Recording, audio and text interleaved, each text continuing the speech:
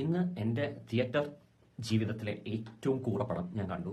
ആ പടത്തിന്റെ പേരാണ് the end of Oak Street. ഈ പടത്തിന്റെ റിവ്യൂ ഞാൻ മലയാളത്തിൽ ചെയ്യണമെന്ന് വിചാരിച്ചല്ല, പക്ഷെ ചില പ്രമുഖ യൂട്യൂബേഴ്സ് ഇന്ന് രാവിലെ ഈ പടം ഭയങ്കര അടിപൊളിയാന്ന് പറഞ്ഞ് ഇങ്ങനെയൊക്കെ പിടിച്ച് തമ്മിലൊക്കെ വെച്ചിട്ട് യൂട്യൂബിൽ ഓരോ വീഡിയോസ് ഒക്കെ അപ്ലോഡ് ചെയ്തിട്ടുണ്ട്. ചില റിവ്യൂവേഴ്സിന് ഒരു വിചാരമുണ്ട് അവർ മാത്രമാണ് ഇംഗ്ലീഷ് പടം കാണുന്നുള്ളൂ. പിന്നെ ഈ പറഞ്ഞ പോലെ $90 million ഒക്കെ മുടക്കി ഡൈനോസർസിനെയൊക്കെ സ്ക്രീനിൽ കാണിച്ചു കഴിഞ്ഞാൽ പിന്നെ ആ പടത്തിൽ ഒരു കുറ്റമില്ല എന്നുള്ള ഒരു പോലത്തെ ഒരു ആറ്റിറ്റ്യൂഡ് ഉണ്ട് അവർക്ക്. ഈ സെയിം ആൾക്കാർ ഇരുന്ന് മലയാളം തമിഴും തെലുങ്ക് പടത്തിന് ഇരുന്ന് കുറ്റം പറയുക. പക്ഷെ ഇംഗ്ലീഷ് സിനിമയിൽ അവർക്ക് ഡൈനോസറിനെ കാണിച്ചു കൊടുത്തു പിന്നെ കഥയും വേണ്ട, കഥാപാത്രങ്ങളും വേണ്ട. ഒരു 4ാം ക്ലാസ്സിൽ പഠിക്കുന്ന കുട്ടിക്ക് ഒരു $90 million നിങ്ങൾ ബഡ്ജറ്റ് കൊടുത്തിട്ട് പറയണം, മോനെ നീ പോയിട്ട് ഒരു നല്ല സിനിമ പിടിക്കും, നിനക്ക് ഞങ്ങൾ എന്ത് വേണേ കമ്പ്യൂട്ടറിൽ ജനറേറ്റ് ചെയ്ത് തരാമെന്ന് പറഞ്ഞാൽ ആ പയ്യൻ പിടിക്കും the end of Oak Street എന്നുള്ള സിനിമയെക്കാളും നല്ല സിനിമ.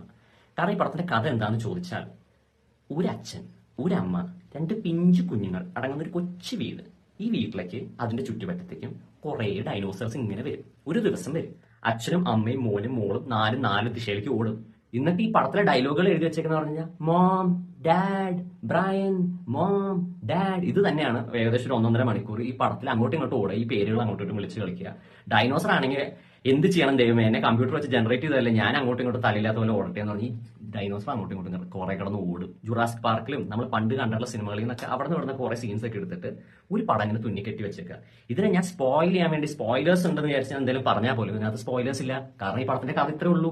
സാധാരണ ഇംഗ്ലീഷ് സിനിമയിലൊക്കെ ഈ കുടുംബത്തിലെ അച്ഛനുണ്ടല്ലോ, ഗൃഹനാഥൻ, പുള്ളിയായിരിക്കുമല്ലോ ഇവരെ സേവ് ചെയ്യാനും പ്രൊട്ടക്ട് ചെയ്യാനൊക്കെ മുന്നിൽ നിൽക്കുക. ഇതിലൊരു അച്ഛൻ കഥാപാത്രമുണ്ട്. ലോകത്തിലെ ഏറ്റവും വലിയ മൊണ്ണേഷായിട്ടുള്ള ഒരു ക്യാരക്ടറാണ് ഈ അച്ഛന്റെ ക്യാരക്ടർ.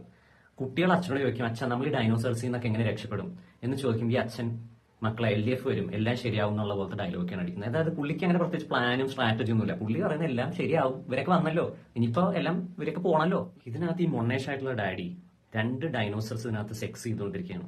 അതിന്റെ മൂട്ടിയെ പോയി നിന്നിട്ട് ഭാര്യയോട് പറയും ഒരു ഫോട്ടോ എടുക്കാൻ പറ്റി, ഇങ്ങനെ നിൽക്കുക. ആ ഫോട്ടോ എടുത്ത് കഴിഞ്ഞിട്ട് വേറൊരു ഡൈനോസർ വന്നിട്ട് ഇയാളെ അവിടെ നിന്ന് ഓടിക്കും. ഇയാളുടെ കയ്യിൽ ഒരു ഹാമർ ഉണ്ട്. ഇയാൾ ഈ ഹാമർ വെച്ചിട്ട് ആ ഡൈനോസറിനെ തലക്കടിക്കും. എന്നിട്ട് ഡൈനോസർ ആ തടിയും കൊണ്ട് താഴെ വീഴും. ഇതിനകത്ത് ഡൈനോസർ വരുമ്പോഴേക്കും ആ വീട്ടിലെ കറണ്ടൊക്കെ പോകും. അതേ സെയിം സമയത്ത് നമ്മുടെ തിയേറ്റർ ഓപ്പറേറ്റർ പ്ലഗ് അങ്ങോട്ട് വലിച്ച് നമ്മുടെ കറണ്ട് കളയും. അപ്പൊ നമ്മൾ എന്താ വിചാരിക്കും, വാവ് വാട്ട് എ മൂവി, ഇത്രയും ഇമേഴ്സീവ് ആയിട്ടുള്ള എക്സ്പീരിയൻസ് ആണോ. അവിടെ കറണ്ട് പോകുമ്പോൾ നമ്മുടെ തിയേറ്ററിൽ കറണ്ട് പോയി.